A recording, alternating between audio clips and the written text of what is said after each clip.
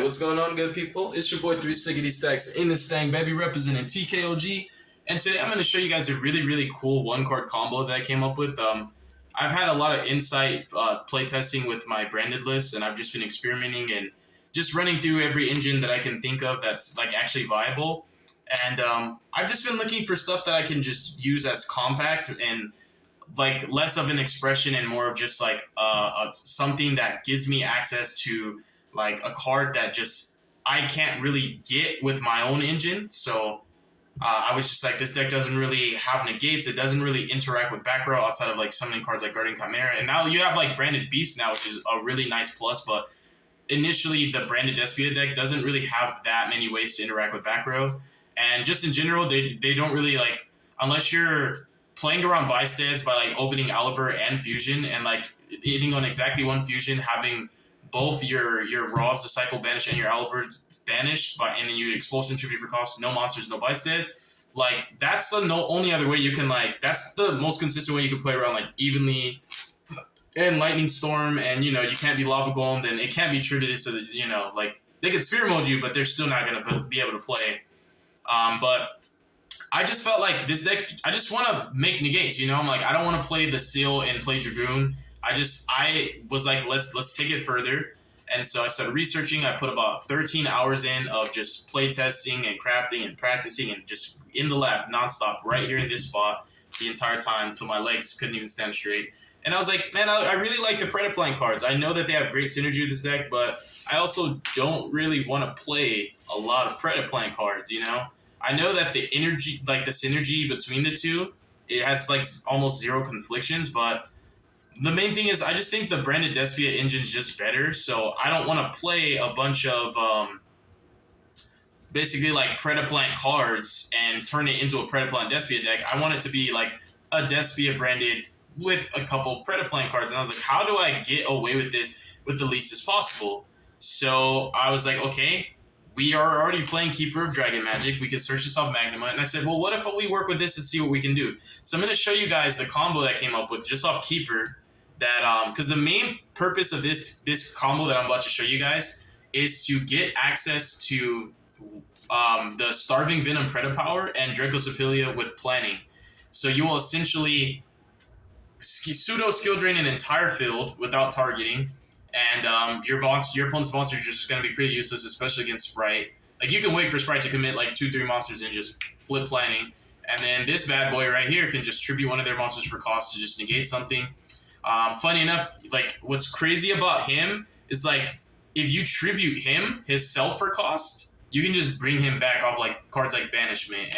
And just, he's a soft once per turn. The hard once per turn effect of him is on the bottom, where if he is gone to the grave by one of your opponent's card, you just like bring back a dart, and that makes a lot of sense because, you know, he can literally bring himself back off his own effect too. So, and you can't infinitely do it because it's only when he's fusion summoned. So it's kind of like a Rune Kalos or whatever.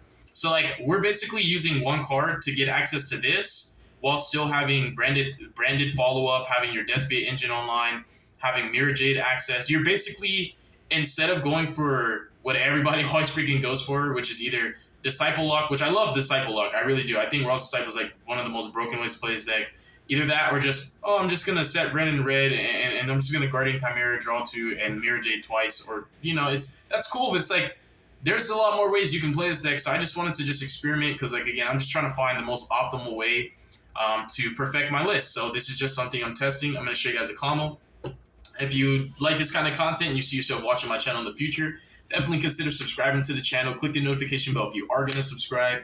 And just make sure that if you want to support the channel, that you always click the description box. There's links to everything that you can have access to if you want to support my channel in any way, shape, or form. But nonetheless, just you being here to take a time out of your day is more than enough. So let's do this, baby.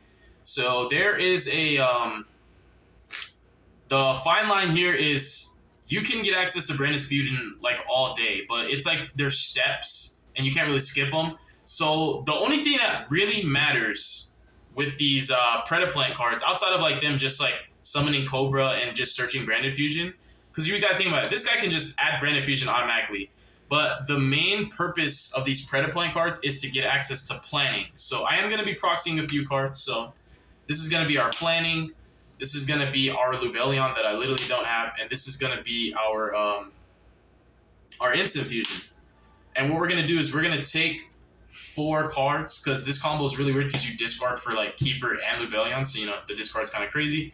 And what we're doing is we're literally playing 1 copy of Cobra, 2 if you have bad luck, and 1 copy of Planning. Like, all you really need for this combo is to just have access to Planning, and then let the branded Despia cards do all the rest, because they will make this, and they will make Draco Sipilia all by themselves without any help. So let's do this. We're going to go Keeper. We're going to discard our first card for cost, so I'm going to put that up here, marking 1, because you do discard like crazy. And what we're going to do is we're going to add a copy of Instant Fusion. All my Instant Fusions are gone. I literally don't know what happened to them. Really, I don't know how I feels like some of my cards just grow legs and walk away sometimes, because like I look everywhere and just can't find them. And then you're going to go ahead and activate the Instant Fusion. And what you're going to do is you're going to go ahead and bring out Kit Kalos. Before Kit Kalos was a card, this card was freaking Kit Kalos. So you're going to use this, and you're going to add yourself a copy of Predaplanning. Then you're going to go ahead and activate its other effect. And it really doesn't matter. You could tribute this or this, and bring out the Cobra, because either way, they're both, one's a dark and one's a fusion, and that's what really matters, like, to get the extra value, because it makes branded fusion a lot more, like, just flexible.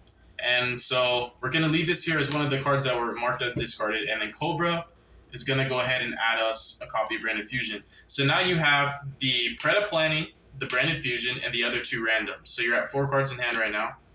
And you obviously know you're about to go in with this branded fusion. So we're going to go ahead and activate branded fusion. And we're actually going to summon our Albion. And it is important to note that this combo is so much easier to accomplish if any of the cards that you're discarding in this sequence are able to be targeted with branded in red.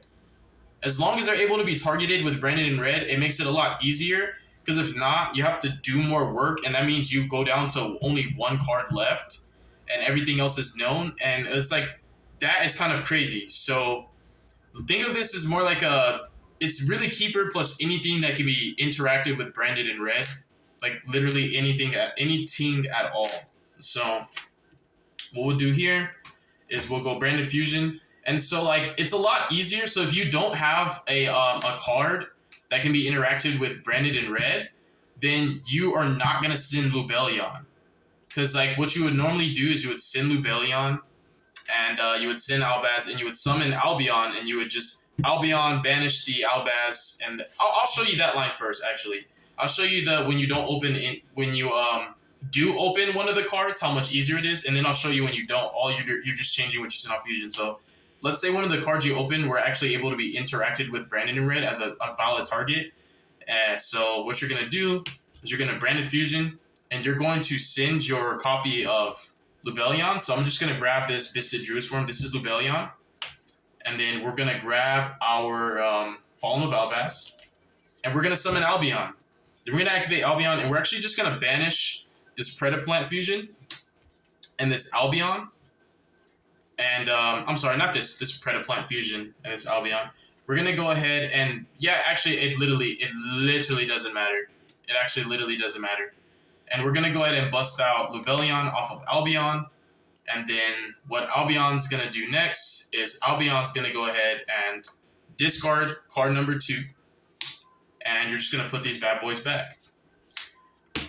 I was trying to be goofy and find a way to use him to like reborn Albaz, but it's doing too much, and it's like, for what, So these are going to stay. These are actually 2 live Albaz fusions that are up, so they're Mercury targets, and you're going to bust out your Mirror Jade, because you used Albaz plus an extra deck monster. And Mirror Jade, just play it safe, is going to be in the EMZ. So now what you're going to do is you're going to go ahead and activate but just summon Lubellion. So you're going to summon Lubellion, and you're just going to use Lubellion to place Branded Lost. And leaving the dragon is kind of cool because you can go for Beast if you want to. But that gets a little convoluted, and you're not going to want to do that. So you have the planning, you have the Lost. And what you're going to do next is you're going to activate Mirror Jade, and you're just going to banish the Cobra. It's like literally it's just there. You don't really even need it anymore. And you're going to actually send Sprint. And so this is if you did open a card that could be interacted with Brandon in red. I will show you if you didn't, and I'll go right back to that same checkpoint. So what we're going to do is we're just going to legit transition to in phase, right? So you got Lubellion number 1, Lubellion number 2, you've got Keeper, you've got Mirror Jade. It's so tempting to try and make him work, but it's just being greedy. It's there if you need it, but it's a nice to have, not need to have. And so in phase, you're going to go for Sprint. And remember, you've got those 2 cards discarded, and you've got these known. So Sprint is actually really cool too. I like it because it can interact with back rows, which is really important to me. Like, this deck doesn't really have too many interactions for spells and traps outside of like Guardian Chimera. So I really like Sprint just because, and it also makes Albaz feel more like a super poly. Because like playing into boards, it's really, really refreshing when like your opponent's comboing and you can just in phase Albaz off of resolving Mirror Jade like 3 times and just like break their board even further. Like whatever was left over that couldn't like be targeted or destroyed, you just fuse it off with Albaz, you know, which is really, really good. So we're gonna summon out Kit, and then we're gonna activate Kit, and this is where again this card's gone, and we're gonna go ahead and grab our branded in red. And again, this is if you open something that can actually be targeted with red. So you're going to activate red, and one of those cards that were discarded, if they were able to be targeted with red, you're going to target that, and you're going to just add it to your hand, and you're going to keep it until you decide which one you want to get rid of. And I would say, honestly, like Kaiki, because you want Draco Sibilia, this is very, very expendable right now. So you're going to banish that, and you're going to banish, I would probably say, banish the Keeper. I don't like to banish Kit yet because I'm only on 1 Kit. I like to save this for when I get Branded Regained up, and then I'll banish it and then start recycling it. So this is like, just because you just want to keep that hand advantage. Just what you added in your hand, keep it. Leave it there. And then you're just going to banish those, and you're going to summon Drago Stapelia.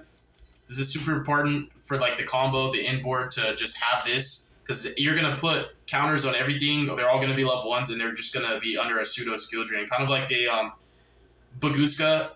Their effects can activate it. They're just negated. Like the activated effects are negated. And now that you've resolved Sprint, you're going to resolve Albion. And you're going to go ahead and set Banishment. Now, if you're playing against Tier, you really don't have to like sacrifice anything. Because like if you're not playing against Tier, what you're essentially going to do here is you're just going to Banishment, target this Albion that was properly summoned off Branded Fusion. You're going to summon him, and then you're going to go ahead and have to sacrifice these 2 to make your boss monster, right? That's the worst case scenario. That is like there's no valid targets, there's nothing else you can do, so you're going to get exactly what you were aiming for, right? And what I forgot to mention was when you did the Branded in red, before we move on to resolve the Albion, you're going to go ahead and grab yourself a copy of Mercourier, just as an extra layer of disruption. That's what I meant by like the multiple Albaz fusions. So like this will help you to insulate just a further protection, just in case there's anything that your opponent's got going on. So this is right here. So you get this off loss, and so now you're just going to go Albion in phase for Banishment. So you have Banishment, you have Planning, you have Draco Sibilia, you have Mirror Jade, but she did use her effect. She's kind of just like a lingering threat now, just making it harder for this board to be cracked. And so anytime you want to, you can just randomly Draco Sibilia a monster just because. So that's like disruption number 1. You can Mercury your opponent. That's disruption number 2. If they're actually on like the best deck, you just let them combo your Branded Banishment. And even if they have Rune Colors up, that's why loss is so important for this inboard. Because if you want to have this card to have the most impact, you want to let Tier play a lot.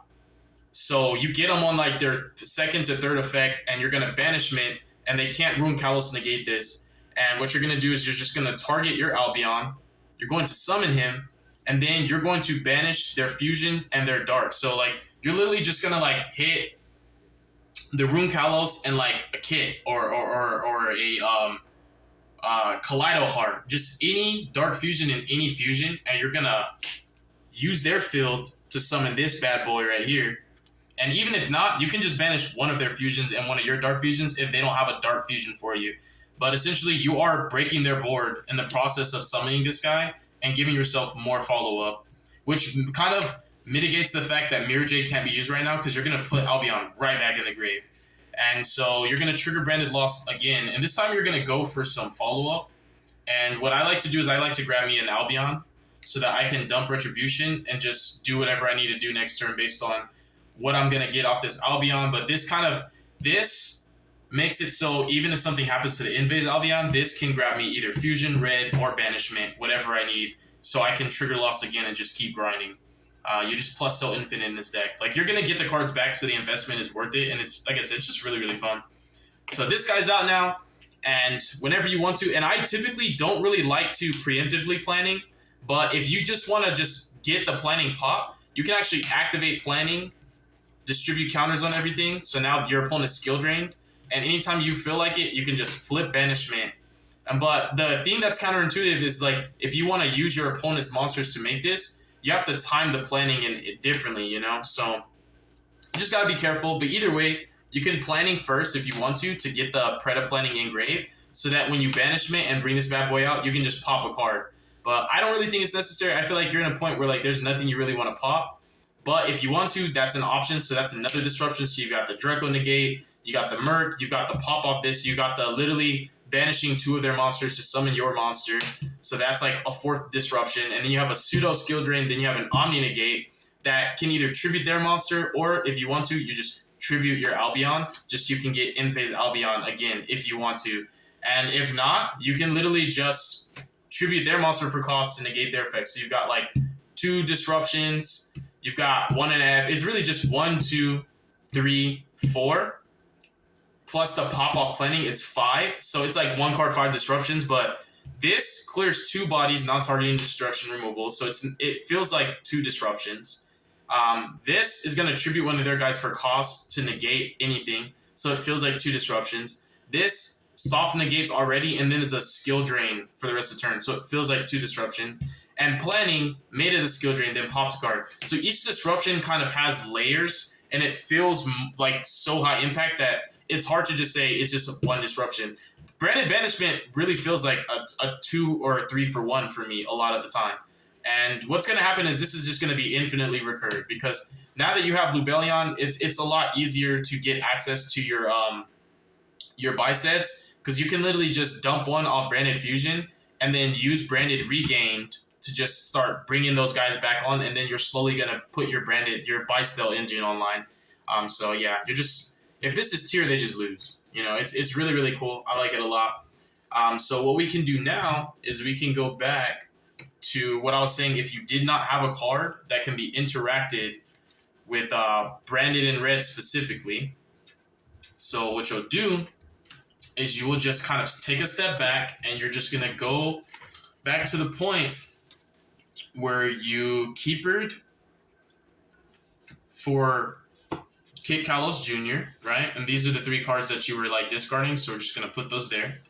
So you keepered for Instant Fusion for Kit Kalos Jr. Kit Kalos Jr. is going to grab you Preda Planning, that's the face down. I don't have these cards, I'm going to probably get them because I want to test IRL. And then you're going to use him, and it really doesn't matter. You tribute one or the other, it's not that big of a deal, because you're not going to do the Lubellion this time. You're going to tribute, special from deck, effect, add Branded Fusion. So, like, you've discarded 1 card, right? So you've got the Branded Fusion, you got the Preda Planning, and you've got 3 other cards in your hand. So the next thing you're obviously going to do is you're just going to activate the Branded Fusion. And for this instance, because you didn't open a card that can be interacted with Branded in red, you're specifically going to send Tragedy. And you're going to send Alibur. I mean, not Alibur. You're going to send Albaz. And you're going to summon Lubellion. And what you're going to do is you're going to discard card number 2 of Lubellion, chaining to the Tragedy.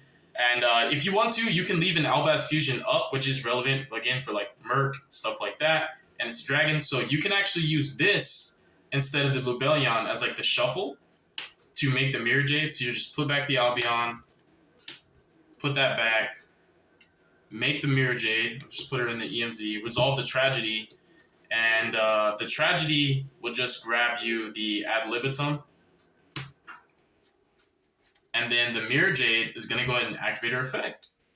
And she is going to grab, dump the Sprint, banish the Cobra. And there's the Predator planning and your random stuff, right? You just set the planning. You've ad libitum. You're going to transition to in phase. You're going to trigger Sprint. You're going to summon out the Kit. I just really like this interaction. It's so cool. Kit is going to grab Branded Opening. This is just to get it in rotation. So you get all these names in your grave so that you can start retrieving them later off of cards like Tragedy and Retribution to make things easier for your follow-up to just flow naturally. So you're going to Opening, because this card's going to actually be the Branded in red target anyway, so you're just going to use it as free value. So you're going to Opening, and then boom, that's card number 3. So again, just the 3 cards you sacrifice. Add Opening, activate it, pitch ad lib, summon Aliber from your deck, and trigger Aliber to grab the Brandon in red off his effect, and now you have Aliber in rotation, so he's going to come up. You know, his graveyard effect is kind of nuts. You're going to grab Brandon in red, and remember, you use the Mirror Jade, so what you're going to do next is you're going to activate Brandon in red, you're going to target the ad lib, add it, and you're going to fuse using the Mirror Jade and the ad lib, and you're going to go for Dragosepilia, and you can just put him here. And then Adlib's effect's going to trigger. It's going to bring back the Mirror Jade. Mirror Jade's fresh. She's back online. And still in phase, you're going to Mirror Jade yet again, boy.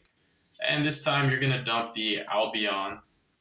And Albion will now trigger for you. And it's going to set the Branded Banishment.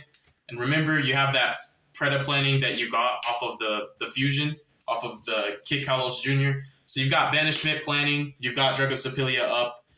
That's the game plan right there. And anytime you want to, you can do the same interaction.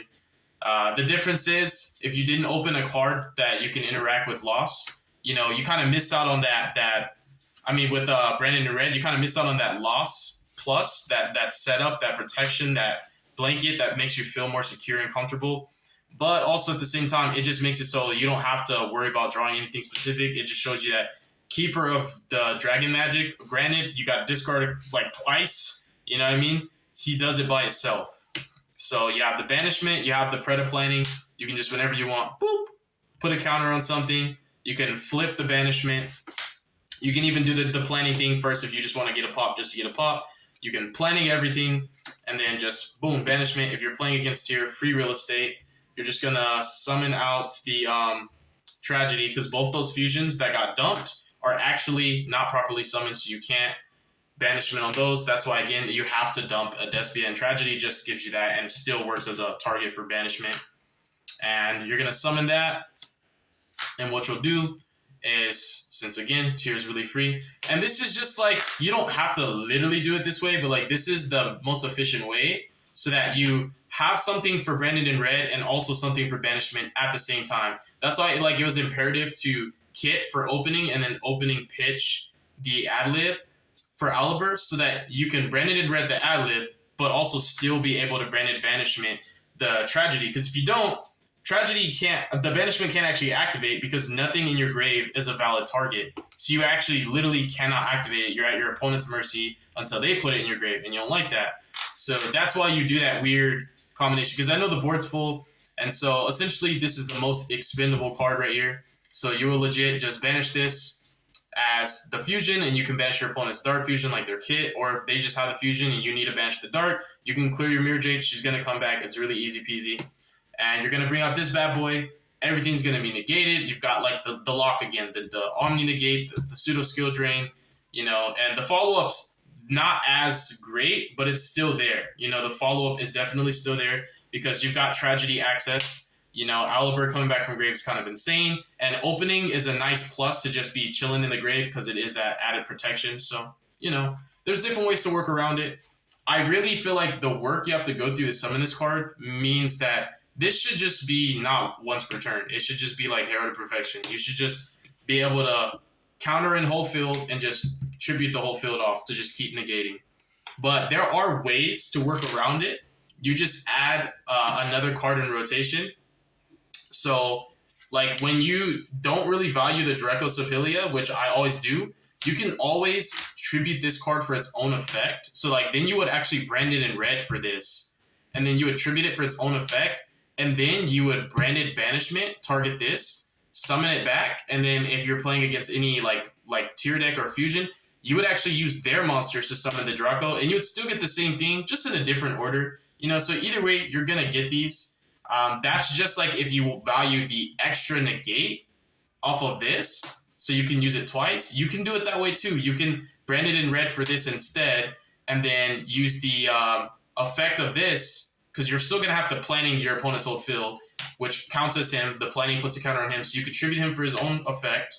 Has any monster on either field with the counter on it.